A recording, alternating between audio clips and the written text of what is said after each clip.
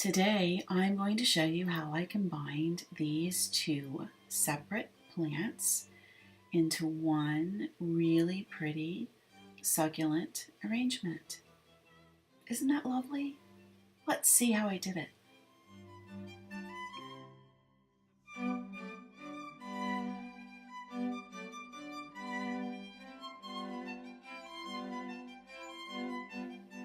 This arrangement has been living on my office windowsill for a couple of months now, and I love it so much I wanted to make a second one. But I wanted something a little bit larger, and so that's what we're going to be working on in today's video. Honestly, the secret to these really pretty arrangements is finding an unusual planter, but not just any planter is going to work.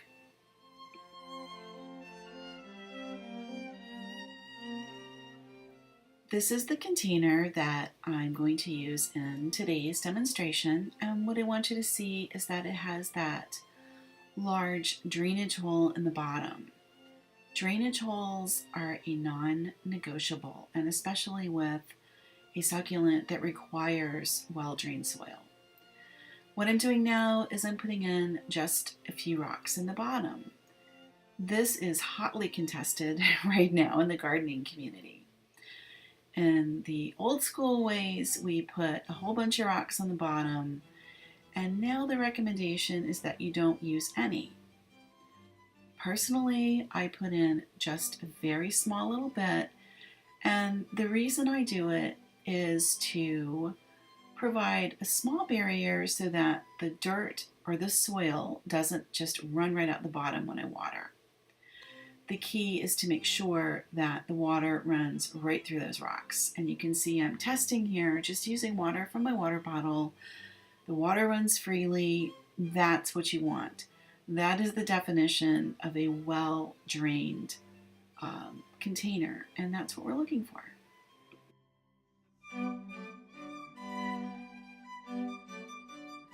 What I'm doing now is checking for my plant placement and just setting them in and seeing how they're going to fit and how they're going to look. Initially, I thought I was going to put in 3 plants, these 2 plus the smaller one in the middle. And the plants have grown so much since I brought them home that now I feel like that little one would be crowded out if I tried to put it in there. So I'm going to do my arrangement using only those 2 plants.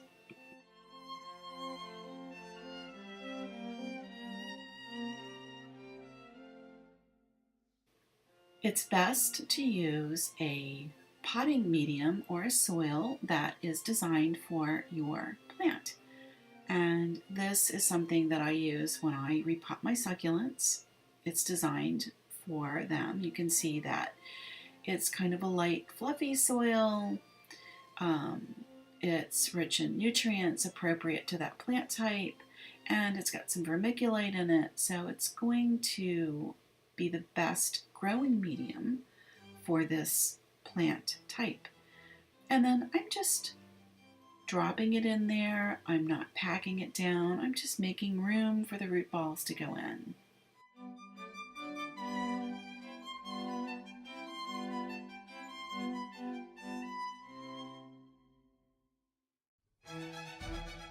Here I'm spooning soil into the pot, and this is very much like the spoon and level method that we use in baking. We don't want to pack our flour down when we go to bake our cakes, and we don't want to pack the soil in super tight when we're repotting plants. So I'm literally just laying the soil in, getting it up high enough, and now I'm making room for the plants to go in. You don't want to pack soil super tight. This is something I learned in my Master Gardener classes last fall. If you overpack your soil, your roots don't have the room that they need to spread out and to breathe and uptake their nutrients. So it's really important that you don't overpack your plants. When you take them out of the containers, just turn them over and take them out. And there's your little roots. You can see they're like super fine, really delicate. I've let my plants dry out quite a bit before repotting them. And I'm just going to set them right into the new medium. They're not in a tight root ball. There's no reason whatsoever to do anything to that root ball. You don't need to go in, and I've seen people stabbing their succulents, and I don't understand why they're doing that. You don't need to do that. All I'm doing here is adding soil to bring it up to the proper level and making sure that the plant is stable in its new pot. That's it. No overpacking. I'm not going to be rough on the plant. These plants are fairly delicate. You want to be easy on them. And I'm just squeezing and it comes right out. And you know, there's nothing wrong with the way that particular root ball looks. So I'm just going to drop it right into its new home. It has room to spread out now, and it will do that all on its own. I don't need to violently stab the root ball on my succulent.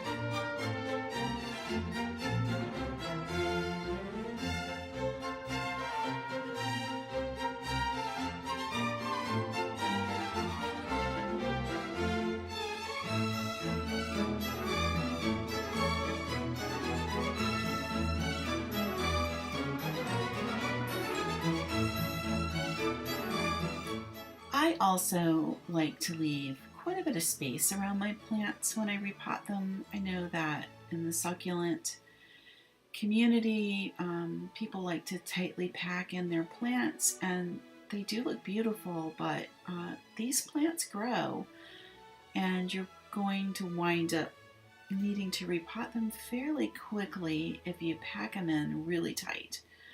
So I put them in, I give them enough room to grow, and they should be happy in this planter for a year, maybe two.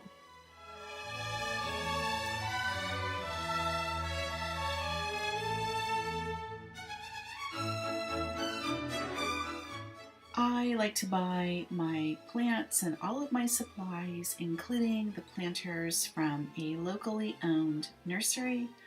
I find that everything is so much healthier, and they have the most beautiful options for planters, and I like shopping local.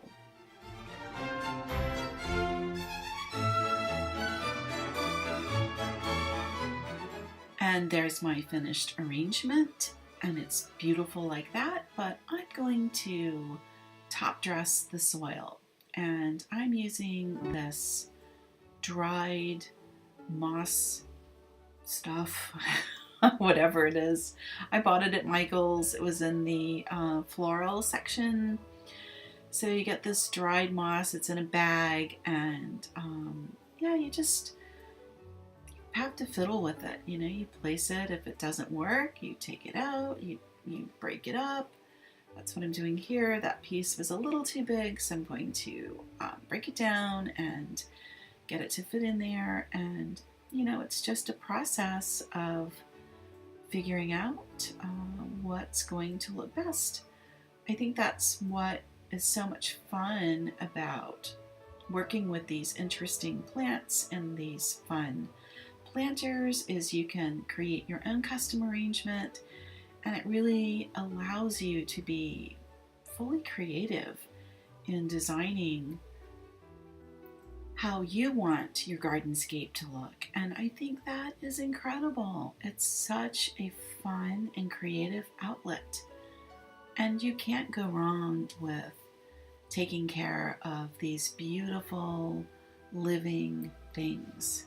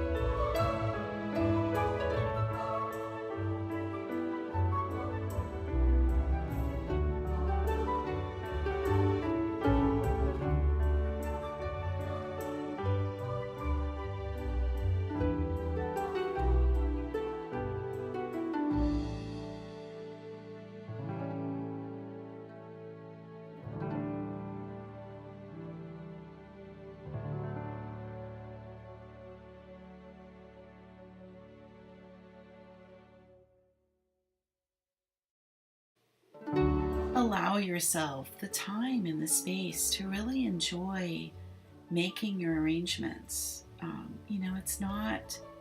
It's not a race, and being intentional and being in the moment when you're working with your plants and when you're gardening, that is really what it's all about. And that, I believe, is where we gain our greatest benefits in working with plants.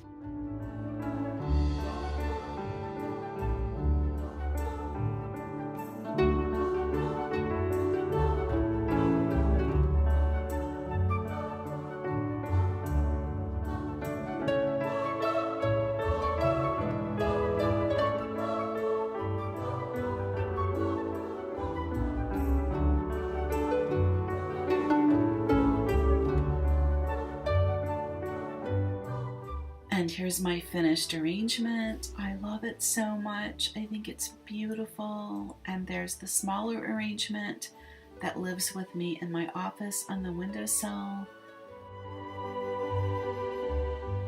I hope you enjoyed spending a little time with me in the garden today, and that it inspires you to do some of your own succulent arrangements. Thank you so much for watching, and I will see you next time. Happy gardening, and bye-bye.